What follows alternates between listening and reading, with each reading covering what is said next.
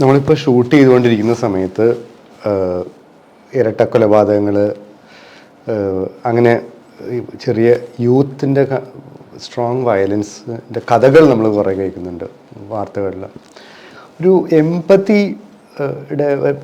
ഒരു എമ്പത്തി കുറഞ്ഞു വരുന്നൊരു സിറ്റുവേഷൻ ഉണ്ടോ നമ്മുടെ സമൂഹത്തിൽ, കേരളത്തിലിപ്പോൾ? ഞാൻ എന്തായാലും അങ്ങനെ കാണുന്നില്ല. അതൊരു സ്ഥലമാണ്.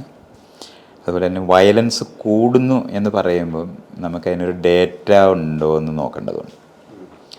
ഈ പത്ര റിപ്പോർട്ടുകളിലൂടെയാണ് നമ്മൾ ഇത് അങ്ങനത്തെ ഒരു ലോകമുണ്ട് എന്ന് വിചാരിക്കുന്നത്. ഇപ്പോൾ കഴിഞ്ഞ ഒരു 10 വർഷത്തെയെങ്കിലും കണക്കുകൾ എടുക്കേണ്ടതുണ്ട്. ഇപ്പം നമ്മളിത് ഒബ്ജക്റ്റീവായിട്ട് യഥാർത്ഥത്തിൽ പറയണമെന്നുണ്ടെങ്കിൽ കൊലപാതകങ്ങൾ കൂടിയിട്ടുണ്ടോ, അതൊക്കെ നമ്മൾ നോക്കേണ്ടതാണ്. എനിക്കറിയാവുന്നത് നമ്മുടെ ഈ പോപ്പുലേഷൻ്റെ ഒരു വർധനവും കൂടെ എടുത്ത് അതിൻ്റെ കണക്കൊക്കെ എടുത്ത് നോക്കിയാൽ കൂടാനൊരു സാധ്യത ഞാൻ കാണുന്നില്ല. അതേസമയത്ത് കൂടുതൽ റിപ്പോർട്ട് ചെയ്യപ്പെടുന്നു എന്നുള്ളതും ഇപ്പോൾ ഈ മീഡിയ തമ്മിലുള്ള മത്സരം വളരെ രൂക്ഷമായിട്ട് നിൽക്കുന്നതുകൊണ്ട് എല്ലാം പൊലിപ്പിച്ച് പറയുന്ന ഒരു സമൂഹത്തിനകത്ത് ഉണ്ടാകുന്ന ഒരു ശരിക്കും വയലൻസ് കൂടുന്നുണ്ടെങ്കിൽ അത് മീഡിയ റിപ്പോർട്ട് കൊണ്ടുണ്ടാകുന്ന വയലൻസ് ആയിരിക്കും. ഞാൻ ഈ സൂയിസൈഡ് പ്രിവെൻഷന് പ്രവർത്തിച്ചിട്ടുള്ള ആളാണ്. അതിൻ്റെ ആദ്യത്തെ ഒന്നാണ് ഒരു സൂയിസൈഡിനെ ഗ്രാഫിക്കായിട്ട് റിപ്പോർട്ട് ചെയ്യരുതെന്ന് പഠിപ്പിക്കുന്നത്. സൂയിസൈഡ് ടെൻഡൻസി ഉള്ളവർക്ക് പെട്ടെന്ന് അത് അങ്ങനെ തന്നെ ചെയ്യണമെന്ന് തോന്നിപ്പോകുന്ന ഒരു അന്തരീക്ഷം നമ്മൾ സൃഷ്ടിക്കും. ഇത് അറിഞ്ഞുകൂടാത്ത മീഡിയ ആണ് ഇപ്പോൾ ഉള്ളത്. ഭയങ്കരമായി എക്സാജറേറ്റ് ചെയ്ത് വിഷയങ്ങൾ അവതരിപ്പിച്ച് റേറ്റിംഗ് കൂട്ടുന്ന ലോകത്താണ് മനുഷ്യരുള്ളത്. ഇവിടുത്തെ ഭയങ്കര കോമ്പറ്റീഷനാണ്. അപ്പോൾ അത് അവരുടെ കോമ്പറ്റീഷൻ എന്ന് പറയുന്നത് ഒരു മോശം കാര്യമോ ഇതൊന്നുമല്ല. പക്ഷെ അതിന് എളുപ്പ വഴിയായി അവർ കണ്ടുപിടിച്ചിരിക്കുന്നത് ഇത്തരത്തിലുള്ള ഏത് കാര്യവും ഒരു കാര്യവുമില്ലാതെ അതിനെ എക്സാജറേറ്റ് ചെയ്ത് ഒരു ദിവസം മുഴുവനുമൊക്കെ ഒരു മരണത്തിനെ റിപ്പോർട്ട് ചെയ്യുക എന്ന് പറയുന്നത് രാവിലെ തൊട്ട് വൈകുന്നേരം വരെ എന്തോ വലിയൊരു സ്പെക്ടക്കിൾ കാണിച്ചുകൊണ്ടിരിക്കുന്ന പോലെ കാണിക്കുന്ന ഒരു സ്ഥലമുണ്ട്. മരിച്ചെടുത്ത് വീട്ടിലുള്ളവരെയെല്ലാം ഇൻ്റർവ്യൂ ചെയ്യുക, അവരാണെങ്കിൽ കരഞ്ഞുകൊണ്ടിരിക്കുന്നവരാണ് അവരെയൊക്കെ. അപ്പം ഇങ്ങനെ ചെയ്ത് ബിൽഡ് ചെയ്ത് ഉണ്ടാക്കുന്ന ഒരു ലോകത്തിൻ്റെ അകത്ത് അത് ആളുകൾ റിപ്പീറ്റ് ചെയ്യാനുള്ള സാധ്യത കൂടുതലാണ്. അങ്ങനെ വല്ല വർധനം ഉണ്ടായെങ്കിലല്ലാതെ നമ്മൾ ആ ലെവലിൽ ഞാനുണ്ടെന്ന് വിചാരിക്കുന്നില്ല. ഒരു റിപ്പോർട്ടിംഗ് കൊണ്ടുണ്ടായിരിക്കുന്ന ഒരു ഏരിയയാണ് ഞാൻ പ്രധാനമായിട്ട് കാണിക്കുന്നത്. അല്ലെങ്കിൽ അതിനകത്ത് ഞാൻ ഹൃദയം ഒന്ന് എനിക്ക് ഈ ഡേറ്റ പലപ്പോഴും ഞാൻ പല സ്ഥലങ്ങളിലും നമ്മൾ നോക്കുകയും ചെയ്യുമ്പോൾ വലിയൊരു വർധനമുള്ളതായിട്ട് കണ്ടിട്ടില്ലാത്തതാണ്. അതുകൊണ്ട് അത് അങ്ങനെയല്ല അത് കാണേണ്ടത്.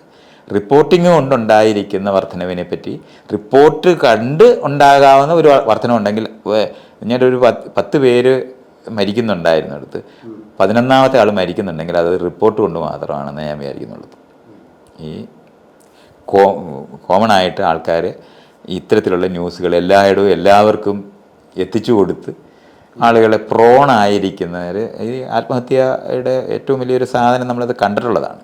ഒരു ഫ്ലെയർ ഉണ്ടാകുന്ന എപ്പോഴും നമ്മൾ കാണാറുണ്ട്. അത് മുഴുവൻ റിപ്പോർട്ടിങ്ങായിട്ട് ബന്ധപ്പെട്ടാണ് നമ്മൾ കണ്ടിട്ടുള്ളത്. അങ്ങനത്തെ ഒരു സാഹചര്യം ഇപ്പോൾ ഉണ്ടോ ആത്മഹത്യയുമായിട്ട് ബന്ധപ്പെട്ട്? ആത്മഹത്യ നമ്മുടെ നാട്ടിനകത്ത് പണ്ടേ കൂടുതലാണ്. കേരളത്തിൽ അത് ബ്രിട്ടീഷുകാർ തന്നെ എഴുതിയിട്ടുള്ളവരാണ്. അപ്പോൾ അന്നൊക്കെ ഞാനൊക്കെ അന്തം വിട്ടുപോയായിരുന്നു. നമ്മൾ വിചാരിച്ചിരുന്നത് ഒരു നാഗരികമായ സമൂഹത്തിൻ്റെ ഒരു കാര്യമായിട്ടായിരുന്നു നമ്മൾ ഈ ആത്മഹത്യകളൊക്കെ. അങ്ങനെയല്ല. കേരളത്തിനകത്ത് ബ്രിട്ടീഷുകാരുടെ കാലത്ത് തന്നെ 11 പേരോളം 100,000-ത്തിനകത്ത് ആത്മഹത്യ ചെയ്യുന്നതായിട്ട്, അത് അന്നത്തെ കാലത്ത് വലിയ കൂടുതലാണ്. ഇപ്പം എനിക്ക് തോന്നുന്നു കേരളത്തിനകത്ത് മിക്കവാറും ഒരു 27, 28, 29 ഈ റേഞ്ചിൽ കാണും. ഇതൊരു ഒരു വർഷത്തെ കണക്കാണോ? 1,00,000-ൽ ഇത്ര പേര് ഒരു വർഷമാണ്. അപ്പം അതാണ് ശതമാനക്കണക്കായിട്ടൊക്കെ വരുന്നത്.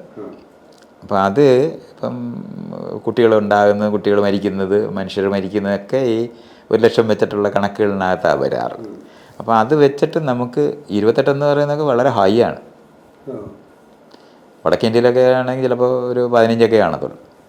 ഈ കർഷകരുടെ ആത്മഹത്യ എന്നൊക്കെ പറഞ്ഞാലൊക്കെ അത്രയൊക്കെ കാണുള്ളൂ. നമുക്കിവിടെ പണ്ടേ കൂടുതലാണ്. അത് ആ ലെവലിൽ കൂടിക്കൊണ്ടിരുന്നത്. അത് ഞാനന്ന് അതിനെപ്പറ്റി അന്ന് ഞാൻ സൂയിസൈഡ് പ്രിവെൻഷന് വേണ്ടി വർക്ക് ചെയ്യുന്ന ഒരു 10-12 വർഷത്തോളം നമ്മൾ അതിന് ആ പണിയെടുത്തിട്ടുണ്ട്. കൗൺസിലിംഗ് സെൻറ്റർ നടത്തിയിട്ടുണ്ട്. ആ നടത്തിയിരുന്ന സമയത്ത് എനിക്കുണ്ടായിരുന്ന ഡേറ്റ വെച്ചിട്ടാണ് അന്ന് 24-25 ആയിരുന്നു അന്ന്. എന്ന് ഞാൻ ഒരു 20 വർഷം മുമ്പത്തെ കഥയാണ് ഞാൻ പറയുന്നത്. അത് കുറച്ചുകൂടെ വർദ്ധിക്കാനുള്ള സാധ്യതയുണ്ട്. കാരണം നമ്പറും കൂടിയിട്ടുണ്ടാകാം. അതേപോലെ തന്നെ ഈ പറയുന്നതിന് ഞെരുക്കം, സ്പേസസ്, സോഷ്യൽ സ്പേസസ്, നേരത്തെ നമ്മൾ ആദ്യം സംസാരിച്ച് തുടങ്ങിയ സമയത്ത് നമ്മൾ ഉണ്ടായ സംഘർഷത്തിൻ്റേതായിട്ടുള്ള സാധനങ്ങൾ, സിനിമകൾ പോലുള്ള മീഡിയയുടെ വയലൻസ് പ്രൊമോട്ട് ചെയ്യുന്ന മേഖലകളിലൊക്കെ ഇതെല്ലാം വന്നിട്ടുണ്ട്. അപ്പോൾ അതൊക്കെ കൊണ്ട് കൂടിയിട്ടുണ്ടാകാം. പക്ഷെ കൂടുന്നെന്ന് പറയുന്നത് ഈ പറഞ്ഞില്ല 1-2 ഒക്കെ ആയിരിക്കും കൂടുന്നത്. പക്ഷെ അത് 1-2 കൂടുതൽ തന്നെയാണ്. കുറയുക എന്നുള്ളതാണ് നമ്മൾ വരേണ്ടത്. അപ്പോൾ അത് കേരളത്തിൻ്റെ സവിശേഷത. എനിക്ക് അത് ഞാൻ അന്ന് മനസ്സിലാക്കിയ ഒരു കാര്യം പറയുകയാണെങ്കിൽ, നമ്മൾ ഈ കേരളം പോലൊരു സ്ഥലം ലോകത്ത് തന്നെ വേറെ ഉണ്ടെന്ന് എനിക്കറിയില്ല. ഗ്രാമവും നഗരവും ഇല്ലാത്തൊരു സ്ഥലമാണ്. ഒരു വലിയ സബർബ് എന്ന് നമ്മൾ പറയാവുന്ന ഒരു സ്ഥലമാണ്. അല്ലെങ്കിൽ നല്ല നഗരവും നമുക്കില്ല. കൊച്ചിയാണല്ലോ, കൊച്ചിയുടെ 2-3 സ്ട്രീറ്റ് നഗരം പോലെ ഉണ്ട്. ബാക്കി ഒന്നും ഒരു പട്ടണം, അത് ഇച്ചിരി അങ്ങോട്ട് മാറിക്കഴിഞ്ഞാൽ ഗ്രാമമാകും. അങ്ങനത്തെ ഒരു അല്ല കൊച്ചി നഗരം എന്നൊക്കെ നമ്മൾ പറയുമ്പോൾ ഇപ്പോഴും നമുക്ക് നഗര അനുഭവം തരുന്ന പോക്കറ്റുകളേ ഉള്ളൂ. ഇത് കേരളത്തിൽ പലയിടമുണ്ട്. കേരളത്തിനകത്ത് ഒരു 605 എങ്ങാണ്ട് കിലോമീറ്ററാണ് ഇപ്പോൾ ഉള്ളത്. 669 എങ്ങാണ്ടായിരുന്നു. അത് കുറയോ ഓടുകയൊക്കെ ചെയ്തിട്ടുണ്ടെന്ന് തോന്നുന്നു ഈ അതിർത്തി മാറുന്നതൊക്കെ അനുസരിച്ച്. അത്രയും ഡിസ്റ്റൻസിലുള്ള ഒരു വലിയ സബർബാണ് നമുക്കുള്ളത്. ഗ്രാമ എന്ന് പറയുന്നത് തമിഴ്നാട്ടിലോ അല്ലെങ്കിൽ വടക്കേന്ത്യയിലോ ഒക്കെ നമ്മൾ കാണുന്ന, കേരളം വിട്ടാൽ കാണുന്ന ഗ്രാമമില്ല കേരളത്തിൽ. ക്ലസ്റ്റർ ചെയ്തൊരു പ്രദേശം, അതിനുശേഷം ചുറ്റുപാടും കൃഷി സ്ഥലം, അത് കഴിഞ്ഞിട്ടൊരു പട്ടണം, ഇങ്ങനെയുള്ള ഒരു സ്ഥലവും കേരളത്തിലില്ല. കേരളം മുഴുവൻ സ്ഥലത്തും ആളുകൾ താമസിക്കുന്നത്, എല്ലായിടത്തും പരന്ന് ഗ്രാമമില്ലാത്ത ഒരു കേരളമാണ്. അതിന് റീസൺ ഞാൻ കാണുന്നത്, നേരത്തെ ഈ ഭൂമി ആരുടെയും രാജാക്കന്മാരുടെ ആയിരിക്കുന്ന ഭൂവുടമകളായിരിക്കുന്നവരുടെ കയ്യിൽ മാത്രമേ ഭൂമി ഉണ്ടായിരുന്നുള്ളൂ. മറ്റേ ആളുകൾ അന്ന് നമ്മൾ ഈ വിചാരിക്കുന്നത് പോലെ ഇന്ന് ഈ തെക്ക് വടക്ക് നമ്മൾ കാണുന്ന കേരളം മണ്ണ് വീണ് ഇന്ന് നമ്മൾ കാണുന്ന മണ്ണില്ല. തുരുത്തുകളായിരുന്നു ഏറ്റവും കൂടുതൽ. ചെറിയ ദ്വീപുകളായിരുന്നു കേരളത്തിൻ്റെ ഒരറ്റം തൊട്ട് മറ്റേ അറ്റം വരെ ഏറ്റവും കൂടുതലുണ്ടായിരുന്നത്. ഈ ബ്രിട്ടീഷുകാർ വന്ന്, ഫ്രഞ്ചുകാരുമൊക്കെ വന്ന് ഈ മലയിലുള്ള മരം മുഴുവൻ മുറിച്ച് നാട് കടത്തി അത് അവർ കൊണ്ടുപോയി അവിടെ എല്ലാം ഈ പ്ലാന്റേഷൻസ് ഉണ്ടാക്കുക.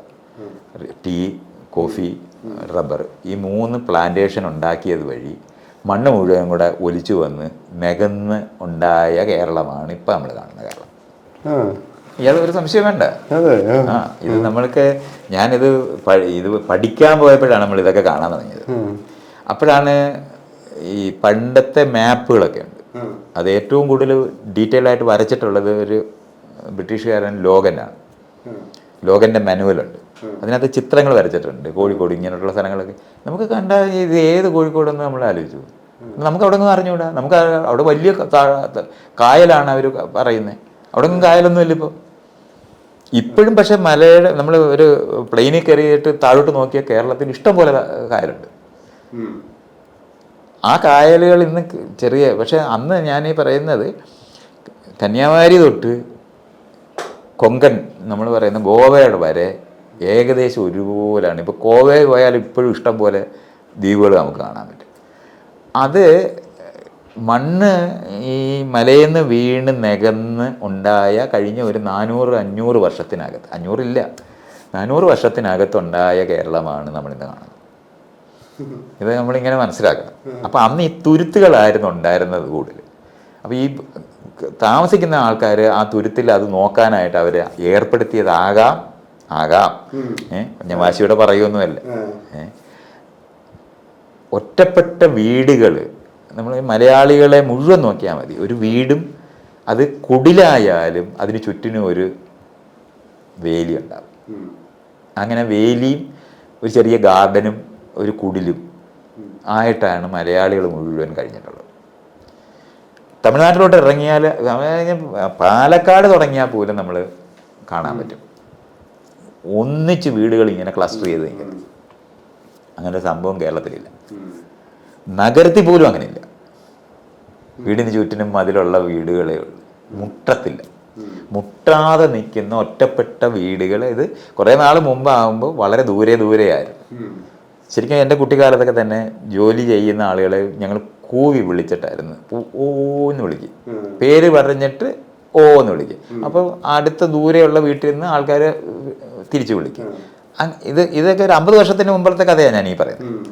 അന്ന് തന്നെ വളരെ ദൂരെയാണ് വീടുകളെല്ലാം.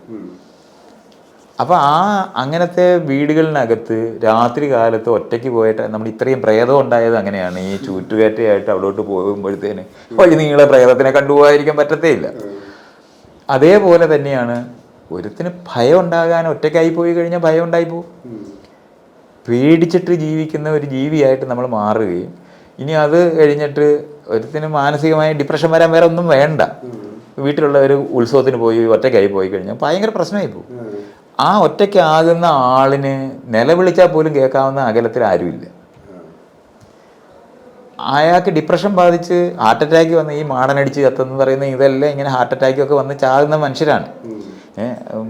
ആ ആളുകളെല്ലാം എങ്ങനെയോ മരണപ്പെട്ടു പോയതായിട്ടും ഒക്കെ. അപ്പോൾ ഭയമുണ്ടാകുന്നതും വിഷമം ഉണ്ടായാൽ ഒരാളോട് പറയാനായിട്ട് തൊട്ടടുത്ത വേലിക്കൽ, ഇന്ന് നമ്മൾ വേലിക്കൽ നിന്ന് സംസാരിക്കുന്നു എന്ന് പറയുന്ന വേലിക്ക് പോലും അപ്പുറത്ത് ആൾ വേണ്ടേ. ആ ആളില്ലാത്ത കുടിലുകളിലെ ഒരു സമാഹാരമായിരുന്നു കേരളം. ഇപ്പോഴാണ് വീടായത്. ഈ 50 വർഷത്തിനകത്താണ് നമുക്ക് ഇത്രയും. മറ്റേ കുടിലുകൾ മാത്രമായിരുന്നു എൻ്റെ കുട്ടിക്കാലത്തുണ്ടായിരുന്നത്.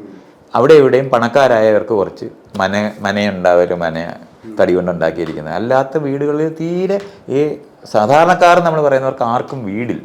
എല്ലാം ഒറ്റപ്പെട്ട കുടിലുകളായിരുന്നു. ആ ഒറ്റപ്പെട്ട കുടിലിനകത്ത് ഒരുത്തിന് മാനസികമായിട്ടുള്ള വിഭ്രാന്തിയോ വിഷമോ ഉണ്ടായിക്കഴിഞ്ഞാൽ പരിഹരിക്കാനും കാര്യം പറയാനൊന്നും ആരുമില്ലായിരുന്നു. മാത്രമല്ല, ഒരാൾ മരിച്ചു പോയി കഴിഞ്ഞാൽ ആ വീട്ടിൽ ചെന്നാൽ മാത്രമേ അറിയുള്ളൂ. അപ്പോൾ അന്ന് അതുകൊണ്ടായിരിക്കണം മരിക്കാൻ ശ്രമിച്ച എല്ലാവരും കൂടെ കാണാനൊക്കെ പോകുമായിരുന്നു. എൻ്റെ കുട്ടിക്കാലത്ത് ഒരാൾ ആത്മഹത്യ ചെയ്ത് കഴിഞ്ഞാൽ എല്ലാവരും നാട്ടിലുള്ളവർ മുഴുവൻ നടന്നു പോയി കാണുമായിരുന്നു. പക്ഷെ അത് ചെയ്യുമ്പോഴും നല്ലോണം നടന്നിട്ടാണ് കാണുന്നത്. അത്രയും വീട്ടിൽ അവിടെ ചെന്നാലേ കിട്ടുള്ളൂ. അപ്പോൾ ഒരാൾ മരിക്കാൻ ശ്രമിച്ചാൽ ഉടനെ അറിയില്ല, മരിച്ചു കഴിഞ്ഞാലേ അറിയുള്ളൂ. അതുകൊണ്ട് മരണം സാക്ഷാത്കരിക്കാൻ എളുപ്പമാണ്, ഒറ്റപ്പെട്ടു പോയി പറയാം. ഇത് സ്ത്രീകളും പുരുഷന്മാരും തമ്മിലുള്ള ഇതിനകത്ത് ഇത് നമ്മൾ അറിയേണ്ടതുണ്ട്. സ്ത്രീകളാണ് ഏറ്റവും കൂടുതൽ ആത്മഹത്യക്ക് ശ്രമിക്കുന്നത്. പക്ഷെ അരമണിക്കൂറിനകത്ത് ഒരു സ്ത്രീയെ കാണാതായ തിരക്ക്. അതുകൊണ്ട് ഇവർക്കത് പൂർത്തീകരിക്കാൻ പറ്റത്തില്ല. വിഷം അടിച്ചു കഴിഞ്ഞാൽ മിക്കവാറും അവർക്ക് മരത്തെ കയറി ആത്മഹത്യ ചെയ്യാനൊക്കെ പറ്റാത്തതുകൊണ്ടും അങ്ങനെ വളർത്താതിരിക്കുന്ന കാരണം കൊണ്ടും മരത്തെ കയറാൻ പറ്റാത്ത കാരണം കൊണ്ടും ഫാനിൽ തൂങ്ങാനായിട്ട് അത് കൊളുത്താൻ പറ്റാത്ത കാരണം കൊണ്ടുമൊക്കെ ഈ ആളുകൾ കണ്ടുപിടിക്കുന്നിടത്തൊക്കെ ആയിരിക്കും ഇവർ ആത്മഹത്യക്ക് ശ്രമിക്കുന്നത്. അങ്ങനെ സ്ത്രീകളുടെ ആത്മഹത്യ ശ്രമം വളരെ കൂടുതലായിരിക്കും, പക്ഷെ സാക്ഷാത്കരിക്കുന്ന കുറവായിരിക്കും. പുരുഷന്മാരെ ഒരു ദിവസം മിസ് ചെയ്തതിന് ശേഷമേ ആൾക്കാർ അന്വേഷിക്കത്തുള്ളൂ. ഉച്ചയായിട്ട് വരുമെന്ന് പറഞ്ഞായിരുന്നു, വന്നില്ലെന്ന് മാത്രമേ പറയത്തുള്ളൂ. അതേസമയത്ത് സ്ത്രീ പോയ അപ്പം തിരക്കാൻ തുടങ്ങും. സ്വാതന്ത്ര്യം ഇല്ലാതിരിക്കുന്ന സ്ത്രീകൾക്ക് ഒരു രക്ഷയായിട്ട് മാറുന്നത് ഒരു തലമാണ് ആത്മഹത്യ ചെയ്തിട്ട് രക്ഷപ്പെടാൻ പറ്റത്തില്ല എന്നുള്ളൊരു പ്രശ്നം കൂടെ ഉണ്ട്. സ്ത്രീകള് അറ്റംപ്റ്റ് ചെയ്യുന്നത് എത്രയാണെന്ന് സ്ത്രീകളായിരിക്കും ഏറ്റവും കൂടുതൽ വിഷമവും അക്രമവും ഒക്കെ അനുഭവിച്ചിട്ട് ആത്മഹത്യക്ക് ശ്രമിക്കുന്നവരായിരിക്കും. പക്ഷെ സാക്ഷാത്കരിക്കാൻ പറ്റത്തില്ല. അപ്പോൾ സ്ത്രീകളുടെയും പുരുഷന്മാരുടെയും ഇതെടുത്താൽ എപ്പോഴും പുരുഷന്മാരുടെ മരണനിരക്ക് കൂടും. അത് ഇതുകൊണ്ടാണ് മിസ് ചെയ്താൽ ഒരു ദിവസം കഴിഞ്ഞ ആളുകൾ അന്വേഷിക്കത്തുള്ളൂ. അതുകൊണ്ട് കണിശമായിട്ട് അവർ മരിച്ചിരിക്കും. വിഷം കഴിച്ചവനും മരിച്ചു പോകും, തൂങ്ങിയവനും മരിച്ചു പോകും. ട്രെയിനിന് മുമ്പിൽ ചാടുന്നവർ മാത്രമേ ഉള്ളൂ. അത് സ്ത്രീകളും പുരുഷന്മാർക്കും വ്യത്യാസം വരത്തില്ല. അത് മാത്രമേ, ബാക്കി എല്ലാം പിടിക്കപ്പെട്ടു. സ്ത്രീകളാണെങ്കിൽ വിഷമായിരിക്കും കൂടുതൽ. അവർക്ക് മരിക്കാനായിട്ടുള്ള സാധനങ്ങൾ, പ്രത്യേകിച്ച് ഈ അരളി ചെടിയുടെ കായാണ് തിന്നിട്ടാണ് മലയാളിയിലെ സ്ത്രീകൾ ഏറ്റവും കൂടുതൽ മരിക്കാൻ ശ്രമിച്ചിട്ടുള്ളത്. അത് മുഴുവനും ആക്ട് ചെയ്ത് വരുമ്പോഴത്തേന് ഛർദ്ദിക്കുകയും വയറിളകുകയൊക്കെ ചെയ്തിട്ട് കണ്ടുപിടിക്കപ്പെട്ടു. അപ്പോൾ പിടിച്ചു ആശുപത്രി കൊണ്ടുപോകും, എനമാ കൊടുത്ത് രക്ഷിച്ചു കളയും. ഇങ്ങനെയാണത്. അപ്പോൾ ഇതുപോലുള്ള ഏരിയകളുണ്ട്. അപ്പോൾ ഈ ആത്മഹത്യാ ശ്രമം പോലെ തന്നെ വയലൻസിൻ്റെ സ്ഥലവും നമ്മൾ ഈ സമയം ഒറ്റയ്ക്ക് പെട്ടുപോയ സ്ഥലങ്ങളിൽ പേടിച്ചിട്ട് ജീവിക്കുന്ന, ഇപ്പോൾ കായംകുളം കൊച്ചിനിയുടെ കഥയൊക്കെ പറയുന്ന സമയത്ത് വള്ളത്തേലാണ് അവർ പോകുന്നത്. ഒരാളെ പിടിക്കാൻ പോകുമെന്നൊന്ന് ആലോചിച്ച് നോക്കി. എളുപ്പമല്ല, വെള്ളത്തിലിറങ്ങി നീന്താൻ അറിയുന്നതിനോ ചാടി അങ്ങ് പോയി അടുത്ത തുരുത്തി കയറി കളയും. വള്ളം അപ്പം പിടിക്കാനൊന്നും ഒക്കത്തില്ല. ഇന്ന് നമ്മൾ നോക്കിയാൽ എന്തുകൊണ്ടാണ് അങ്ങനെ ഒരാൾ ഇത്രയും നാൾ ജീവിച്ചതെന്നൊക്കെ ഉള്ളത് കാണണമെങ്കിൽ നല്ല കാടുണ്ടാകണം, ഈ പറയുന്ന നിലവാരത്തിൽ പിടിക്കപ്പെടാതെ ഇരിക്കുന്ന സ്ഥലങ്ങളുണ്ടായേ പറ്റൂ. ബാക്കി സ്ഥലങ്ങളിൽ പറ്റത്തില്ല. അത് ഇതുപോലുള്ള കാര്യങ്ങളെപ്പറ്റിയും കൂടെ നമ്മളൊന്ന് അറിയാതെ നമ്മുടെ ഈ സൈക്കി രൂപപ്പെടുന്ന ഈ ഏരിയ ഒന്ന് അറിയേണ്ടതുണ്ട്. മലയാളികൾ ഒറ്റയ്ക്ക് വീടുകളിൽ ജീവിക്കുന്ന ഒരു മനുഷ്യരായിരുന്നത് കാരണം കൊണ്ടായിരിക്കാം ഈ പറയുന്ന സപ്പോർട്ട് സിസ്റ്റങ്ങൾ വർക്ക് ചെയ്യാനും പറ്റത്തില്ല, കണ്ടുപിടിക്കുന്നതിനും താമസിച്ചു പോവുക. ഇങ്ങനെയുള്ള പല ഫാക്ടേഴ്സും ഉണ്ടായിരിക്കും മരിച്ചു പോയവരുടെ എണ്ണം കൂടി അന്നേ തൊട്ട് കൂടിയതിരിക്കുന്നത്. പിന്നെ ഓട്ടോണമി കുറച്ച് ഫീൽ ചെയ്യും. നമ്മൾ അടിമകളായിട്ട് കഴിയുന്നവരായാൽ പോലും കുടിലിനകത്ത് നമ്മൾ വേലിക്കാതെ അവിടെ ഒരു രാജാവ്. അത് കാരണം കൊണ്ട് ഈ കൂട്ടായ്മ ഉണ്ടാകുന്ന സമയത്തും നമ്മൾ ഒറ്റയ്ക്ക് 5 മലയാളി 3 സംഘടന ഉണ്ടാക്കുക എന്ന് പറയുന്നതിന്റെ റീസണും ഇത് തന്നെയായിട്ട് മാറുന്നുണ്ട്. വളരെ നേരത്തെ ഇൻഡിവിജ്വൽസ് രൂപപ്പെടുകാനും അത് മറ്റുള്ള തരത്തിലുള്ള സ്വാതന്ത്ര്യബോധങ്ങൾ വരാതിരിക്കുമ്പോഴും ഫിസിക്കലായ ഈ റീസൺസ് കൊണ്ട് ഒരു വ്യക്തി രൂപപ്പെടാനായിട്ട് മലയാളി തൊഴിലാളികളും മറ്റു തൊഴിലാളികളും തമ്മിൽ വ്യത്യാസം ഉണ്ടാകുന്നതിൻ്റെ ഒരു പ്രധാന കാരണം ഈ പറയുന്ന ഓട്ടോണമസ് ആയി ഫീൽ ചെയ്യുന്നൊരു സ്ഥലമാണ്.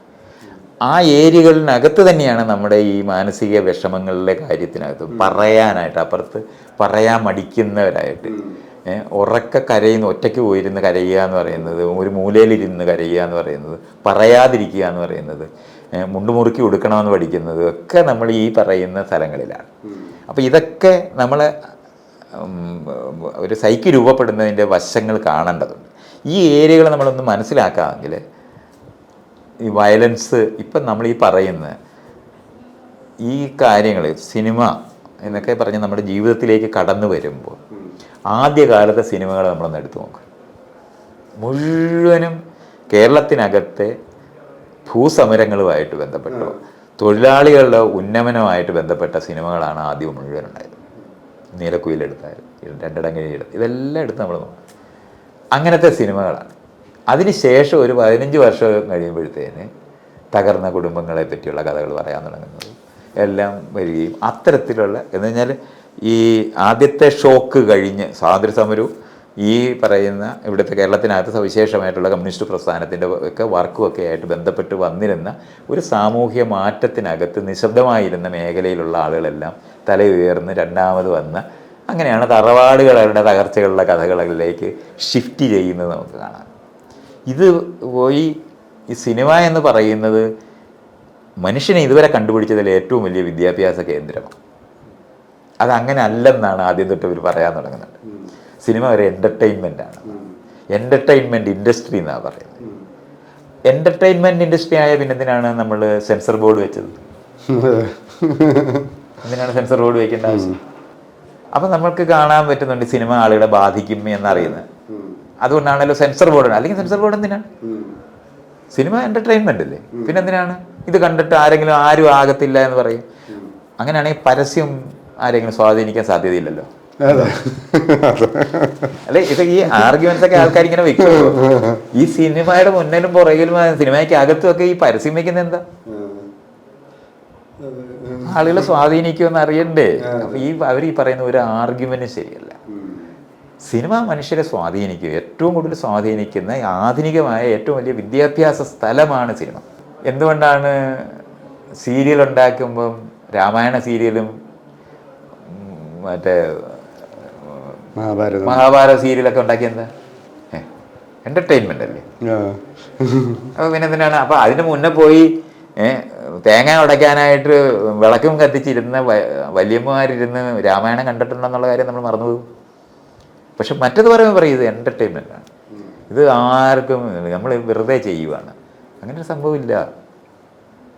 കണ്ണിനകത്തൂടെയും ചെവിക്കകത്തൂടെയും ഒക്കെ കേൾക്കുകയും കാണുകയും ചെയ്യുന്ന സാധനം നമ്മുടെ മനസ്സിനെ രൂപപ്പെടുത്തും.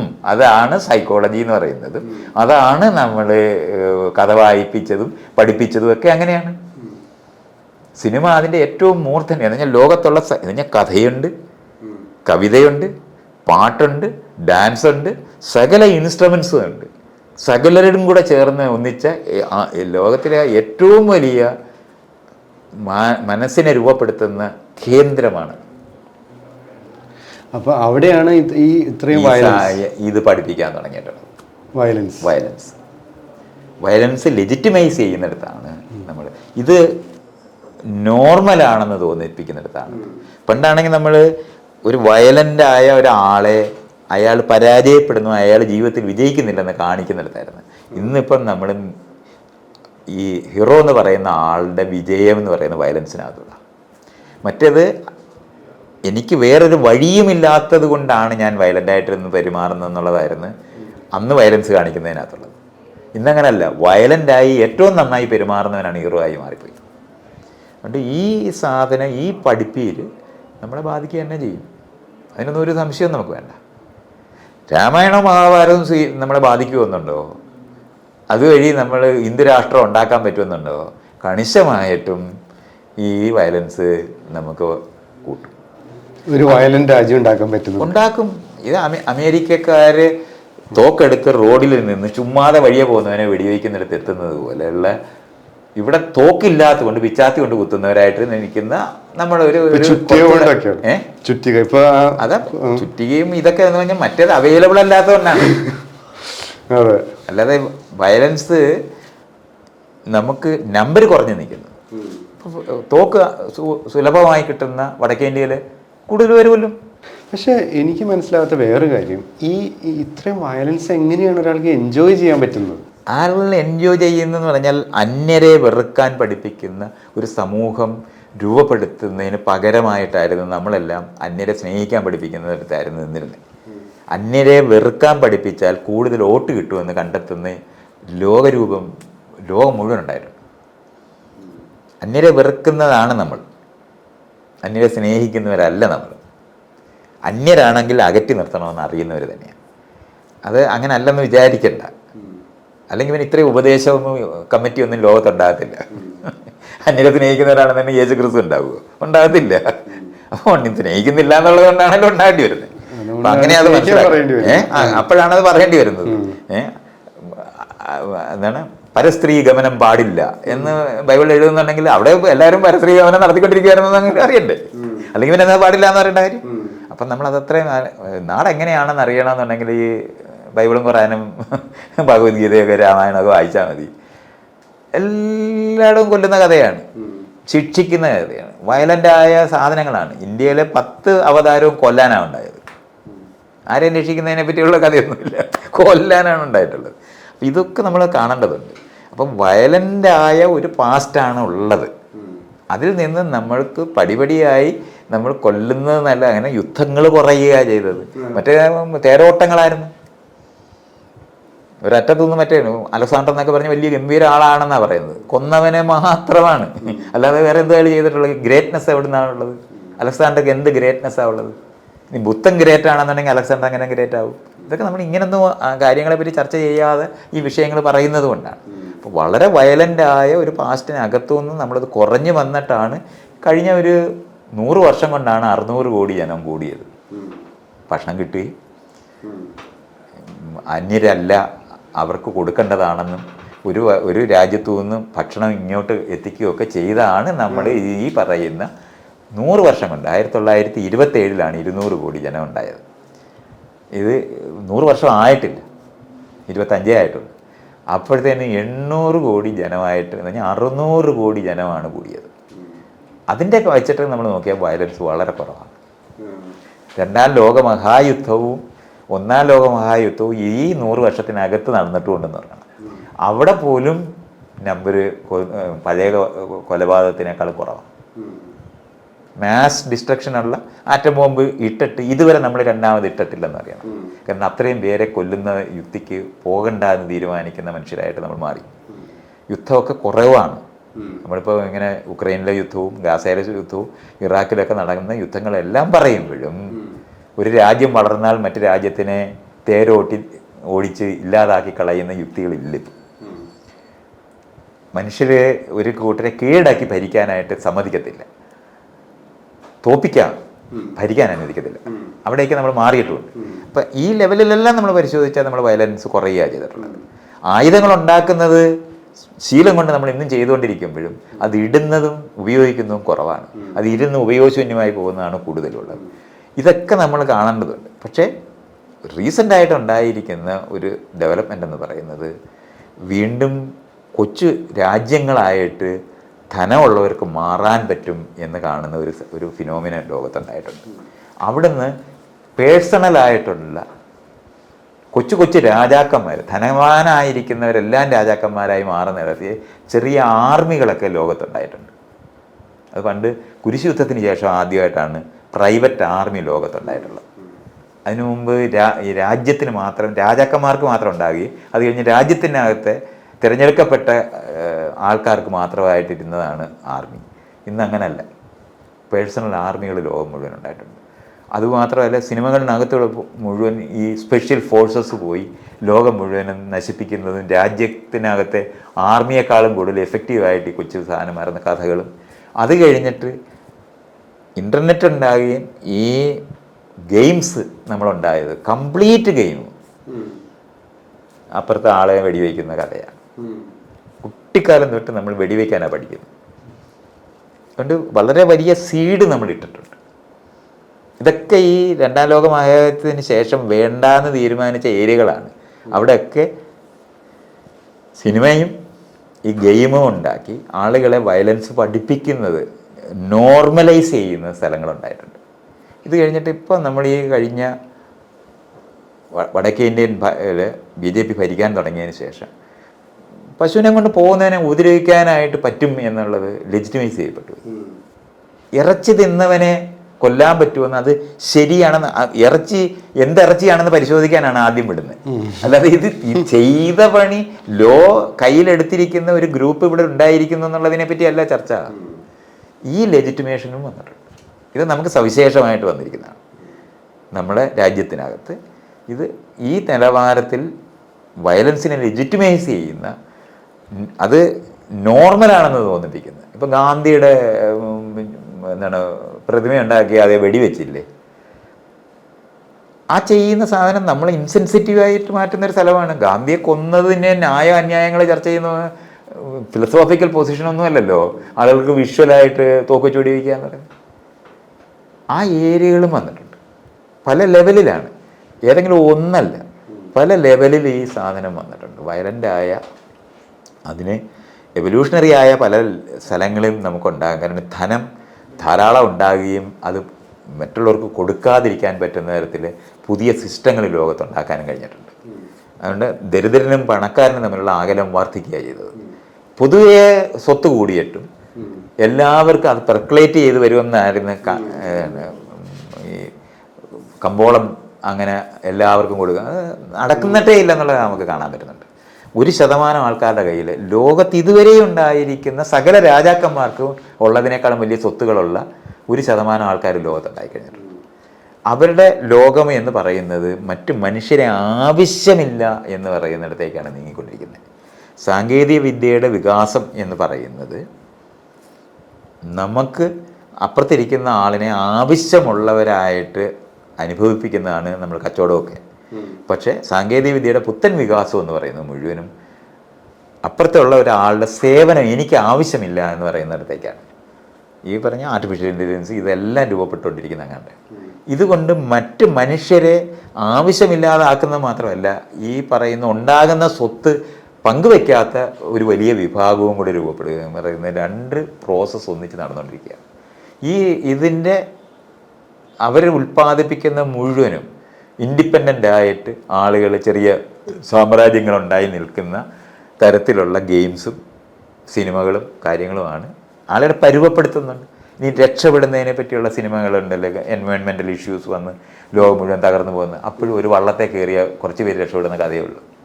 എല്ലാവരെയും രക്ഷിക്കുന്ന ഒരു കഥയില്ല. നിങ്ങൾ അമേരിക്കൻ സിനിമകൾ മുഴുവൻ നോക്കിയാൽ മതി. കുറച്ച് പേരെയും കൊണ്ട് ഒരു കപ്പലിൽ പോകുന്ന, ഒരു പ്ലെയിനിൽ കയറ്റി പോകുന്ന കഥയേ ഉള്ളൂ. അല്ലെങ്കിൽ മറ്റുള്ളവരെ എല്ലാവരെയും കൂടെ സംരക്ഷിക്കുന്ന യുക്തി അതിനകത്തില്ല. ഇതാണ് പഠിപ്പിക്കുന്നത്. ആ കപ്പലിൽ എത്തിപ്പെടാനായിട്ട് മാത്രമാണ് എല്ലാവരും ശ്രമിക്കുന്നത്, അല്ലാതെ മറ്റുള്ളവരെ പറ്റി ആലോചിക്കുന്നതിനില്ല. ഇത് ഇങ്ങനെയാണത്. അപ്പം നമ്മൾ ഒരുക്കുന്നുണ്ട് ഈ നമ്മളെ തന്നെ നമ്മൾ ജീവിക്കേണ്ട ആവശ്യമില്ല എന്നുള്ള കാര്യം ബോധ്യപ്പെടുത്തി തരുന്നുണ്ട്. അങ്ങനെയാണ്, മറ്റേതങ്ങനെ അല്ലായിരുന്നു. എല്ലാവരെയും സംരക്ഷിക്കുന്ന യുക്തിക്കകത്തായിരുന്നു നമ്മൾ സെക്കൻഡ് വേൾഡ് വാർ തൊട്ട് നിന്നിരുന്നത്. ഈ ഏരിയകൾ മുഴുവനും നമ്മുടെ ചുറ്റിനും ഉരുണ്ടുകൂടി നിൽക്കുന്ന ഒരു സ്ഥലത്താണ് നമ്മളുള്ളത്. ഒപ്പം തന്നെ പരസ്പരം മനസ്സിലാക്കാൻ ഏറ്റവും സഹായിക്കുന്ന ഒരു സാധനമായിരുന്നു ഇൻ്റർനെറ്റ്. അത് മുഴുവൻ നിയന്ത്രിതമായി വയലൻസ് പഠിപ്പിക്കുന്ന സ്ഥലമായിട്ട് മാറ്റി കഴിഞ്ഞിട്ടുണ്ട്. അത് കഴിഞ്ഞ ഒരു 15 വർഷം കൊണ്ടുണ്ടായതാണ്. ആദ്യം അങ്ങനെ അല്ലായിരുന്നു. സോഷ്യൽ മീഡിയയിലൊക്കെ എല്ലാവരും ഇൻറ്ററാക്ട് ചെയ്ത് ഞാൻ ഇവിടുത്തെ ഒരു സാധാരണക്കാരനും അമേരിക്കയിലെ ഒരു സാധാരണക്കാരനും ആഫ്രിക്കയിലെ ഒരു സാധാരണക്കാരനും പരസ്പരം മിണ്ടാൻ പറ്റുന്ന ഇടമായി ലോകം മാറിയായിരുന്നു. അത് മുഴുവൻ അവർ മോണിറ്റർ ചെയ്ത് അത് നിർത്തി കളഞ്ഞു. ആളുകൾ തമ്മിലുള്ള ഇൻട്രാക്ഷൻസ് വളരെ ലിമിറ്റഡ് ആക്കാനായിട്ട് ഇപ്പോൾ നമ്മൾ സോഷ്യൽ മീഡിയ മുഴുവൻ എടുത്താൽ മതി. ഭയങ്കര നിയന്ത്രണങ്ങൾ, സൂക്ഷ്മമായ നിയന്ത്രണങ്ങൾ നമ്മൾ അറിയാതെ ചെയ്യാൻ പറ്റുന്ന ടെക്നിക്കുകൾ ഉപയോഗിച്ചിട്ടാണ്. പക്ഷേ അതിനകത്ത് വരുന്ന എല്ലാ കഥയും കവിതയും എടുത്ത് നമ്മളിപ്പോൾ ഇതിനകത്ത് വരുന്ന മുഴുവൻ പണക്കാർ ദരിദ്രരായിട്ട് മാറി നിൽക്കുന്നതല്ല, അറിയപ്പെടാതിരിക്കുന്ന പണക്കാർ തിരിച്ചറിയുക. എല്ലാവരും ഏറ്റവും വലിയ പണക്കാരൻ ഇവിടെ ദരിദ്രനായി ആയിപ്പോയി. അവനെ കണ്ട് രാജാക്കന്മാർ പണ്ട് രാജകുമാരനാണെന്ന് അറിഞ്ഞുകൂടാതെ നാട്ടുകാരുടെ ഇടയിൽ പെട്ടുപോകുന്ന കഥയാണ് ഇന്ന് ഇതിനകത്ത് മുഴുവൻ വന്നിട്ടുണ്ട്. സകല സീരിയലും അങ്ങനെയായി മാറിക്കഴിഞ്ഞു. ഇയാള് കാണാത്തത് ഫേസ്ബുക്കിനകത്ത് ഇൻസ്റ്റാഗ്രാമിനകത്തൊക്കെ ഡ്രാമ എന്ന് പറഞ്ഞിട്ട് മുഴുവൻ കാണിക്കുന്ന സാധനം പണക്കാരൻ റോഡിലായിപ്പോയി. അയാളാണ് ഏറ്റവും വലിയ പണക്കാരൻ. പക്ഷെ എല്ലാവരും അയാളെ തെറ്റിദ്ധരിച്ച് ദരിദ്രവാസിയാണ്. ദരിദ്രവാസിയായിട്ട് ഇയാളെ ആക്ഷേപിക്കുന്ന ചൈനീസ് ഇതൊക്കെ മുഴുവനും ചൈനയിൽ നിന്ന് മാത്രം ഉണ്ടാക്കുന്നതല്ല, അത് അമേരിക്കയിൽ നിന്ന് ലോകം മുഴുവനും കൂടെ ഉണ്ടാക്കിക്കൊണ്ടിരിക്കുകയാണ്. പണക്കാരൻ ദരിദ്രനായിട്ട് തെറ്റിദ്ധരിക്കപ്പെട്ടവനെ ഭയങ്കരമായിട്ട് അപമാനിക്കും. ഇയാളെ അത് കാണുക. ചൈന ഇത് ലോകം മുഴുവനും കൂടെ ഉണ്ടാക്കിക്കൊണ്ടിരിക്കുക. എല്ലാ ഭാഷയിലും ഉണ്ടാക്കുന്നുണ്ട്. ഇവിടെ മലയാളത്തിൽ ഉണ്ടാക്കുന്നുണ്ട്, അതിന് പണം കൊടുക്കുന്നുണ്ട്. ഇങ്ങനത്തെ കഥകളൊക്കെയാണ് ഇപ്പൊ ഈ സാധനങ്ങളാണ് കാണുന്നത്. അതുകൊണ്ട് നമ്മൾ ഈ ആളുകൾ തമ്മിൽ തുല്യമായിരിക്കുന്ന അവസ്ഥയെ പറ്റിയുള്ള ചർച്ചകളൊക്കെ എന്നേ പോയി. അതൊന്നുമില്ല. രാജകുമാരനാകാനായിട്ട് പോയ ദരിദ്രവാസിയുടെ കഥയെ പോലെ തെറ്റിദ്ധരിക്കപ്പെട്ടു പോയ പണക്കാരനും തെറ്റിദ്ധരിക്കപ്പെട്ടു പോയ അത് അവരും ഇവിടെ ഒരു സോഷ്യൽ സിസ്റ്റം ഉണ്ടെന്ന് പോലും ആ കഥയ്ക്കകത്തില്ല. പോലീസൊന്നും പ്രത്യക്ഷപ്പെടുന്നേ ഇല്ല. നേരിട്ട് അങ്ങ് അടിക്കുകയാണ്. അപ്പം തന്നെ അങ്ങ് നടപടി എടുക്കുകയാണ്. ഇങ്ങനത്തെ കഥകളാണ്. അപ്പം നമ്മളിങ്ങനെ അത്ഭുതപ്പെടും, ഇത് എങ്ങനെയാണ് ഈ കഥ ഇപ്പോൾ ഉണ്ടാക്കുന്നത്. പക്ഷെ അവർ പ്രിപ്പയർ ചെയ്യുകയാണ് നമ്മളെ. പണക്കാരായ ആൾക്കാരോട് നമ്മളെങ്ങനെ പെരുമാറണം എന്നുള്ളത് അവർ പഠിപ്പിച്ചുകൊണ്ടിരിക്കുകയാണ്. നമ്മളെ പരുവപ്പെടുത്തും. ഒരു 10 വർഷത്തിനകത്ത് നമ്മൾ ഈ തുല്യതയെ പറ്റിയുള്ള സ്വപ്നം പോലും കാണാത്ത തരത്തിൽ ആക്കി കളയ ആൾക്കാർ. ഒറ്റയ്ക്കൊറ്റയ്ക്ക് വിജയിക്കുന്നവരും ഒറ്റയ്ക്കൊറ്റയ്ക്ക് പണക്കാരായി മാറുന്നവരും പണക്കാരെ ബഹുമാനിക്കേണ്ടതാണ് മൂല്യം എന്ന് പഠിപ്പിക്കുന്നത്. അത് വളരെ വളരെ ബോധപൂർവ്വം അവർ ചെയ്തുകൊണ്ടിരിക്കുകയാണ്. എല്ലാ സ്ഥലത്തും ഇയാൾ ലോകത്തുള്ള സിനിമകളിനകത്തൊക്കെ ഞാൻ പറയുന്നില്ല, ഓരോ സിനിമയ്ക്ക് അത് നമുക്ക് സൂക്ഷിച്ച് കാണാൻ പറ്റും. ഇതൊക്കെ ചെറിയ ആർമികളുടെ വിജയങ്ങൾ. ഇപ്പൊ റാംബോ ഒക്കെ ഉണ്ടായി വന്നില്ലേ. എന്നുവെച്ചാൽ അമേരിക്ക തോറ്റതാണ് അവിടെ. പക്ഷെ റാംബോ വിട്ടിരുന്നെങ്കിൽ യഥാർത്ഥത്തിൽ അഴിച്ചു വിട്ടിരുന്നെന്നുണ്ടെങ്കിൽ വിയറ്റ്നാം പിടിച്ചതിനെന്നാണ് അവർ പഠിപ്പിക്കുന്നത്. അതിനാണ് റാംബോ ഉണ്ടാക്കുന്നത്. അമേരിക്ക ഇറാഖിലും തോറ്റ് എല്ലായിടും എങ്ങും അവർ നിൽക്കുന്നില്ലല്ലോ. ബോംബ് ചെയ്യാനേ അവർക്ക് പറ്റുള്ളൂ. അഫ്ഗാനിസ്ഥാനിലെ താലിബാനെ ഇല്ലാതാക്കാൻ അവിടെ പോയത്. ഇപ്പൊ അവർ താലിബാനാണ് ഭരിച്ചോണ്ടിരിക്കുന്നത്. അപ്പോഴും അമേരിക്ക ജയിച്ചെന്നാണ് നമ്മൾ വിചാരിക്കുന്നത്. വിയറ്റ്നാമിലെ കമ്മ്യൂണിസ്റ്റുകാരെ ഇല്ലാതാക്കാനാണ് പോയത്. അവർ കമ്മ്യൂണിസ്റ്റ് പാർട്ടി എപ്പോഴും ഭരിച്ചോണ്ടിരിക്കുന്നത്. പിന്നെ ഇത് എവിടെയാണ് ഇവന്മാർ ബോംബ് ചെയ്തതെന്ന് നമ്മൾ പറയണ്ടേ. പക്ഷേ നമ്മുടെ റാംബോ സിനിമ കണ്ടാലോ അല്ലെങ്കിൽ മറ്റേ ഡെൽറ്റ ഫോഴ്സ് ഇതൊക്കെ നമ്മൾ കണ്ടുകൊണ്ടിരിക്കുകയാണെങ്കിൽ അവരെല്ലായിടും വിജയിക്കും. ഈ കഥയാണുള്ളത്. ഈ കഥകൾ ഇതുപോലുള്ള മേഖലകളിലൂടെ രൂപപ്പെടുത്തി വയലൻസ് ലെജിറ്റിമൈസ് ചെയ്തുകൊണ്ടിരിക്കുന്ന ഒരു വലിയ അന്തരീക്ഷം നമ്മുടെ ചുറ്റിനും ഉണ്ടായിട്ടുണ്ട്. ഇത് സംശയമാണ്. അപ്പോൾ ഈ മാർക്കോ ഒക്കെ ഇതിൻ്റെ പ്രൊഡക്ട്സ് ആണ്. ഈ കേരളത്തിനകത്ത് ഇപ്പം നമ്മൾ കാണുന്ന, ഞാൻ പറഞ്ഞില്ലേ, വയലൻസ് ഇല്ലാത്ത സിനിമ കാണിക്കുന്ന കാര്യമൊന്നുമല്ല അത്. പക്ഷെ വയലൻസിൻ്റെ ഭാഗത്ത് നമ്മൾ നിൽക്കത്തില്ലായിരുന്നു. ഇപ്പം ലോഹിതദാസ് എടുത്തിട്ടുള്ള കിരീടമായാലും ചെങ്കോലായാലും അതിനകത്ത് വയലൻസ് ഉണ്ട്. പക്ഷെ അത് ഗ്രാഫിക്കായിട്ട് കാണിക്കുന്നിടത്തല്ല, അതിനകത്ത് അയാൾ അനുഭവിക്കുന്ന ആത്മസംഘർഷത്തിനെ പറ്റിയാണ് കാണിക്കുന്നത്.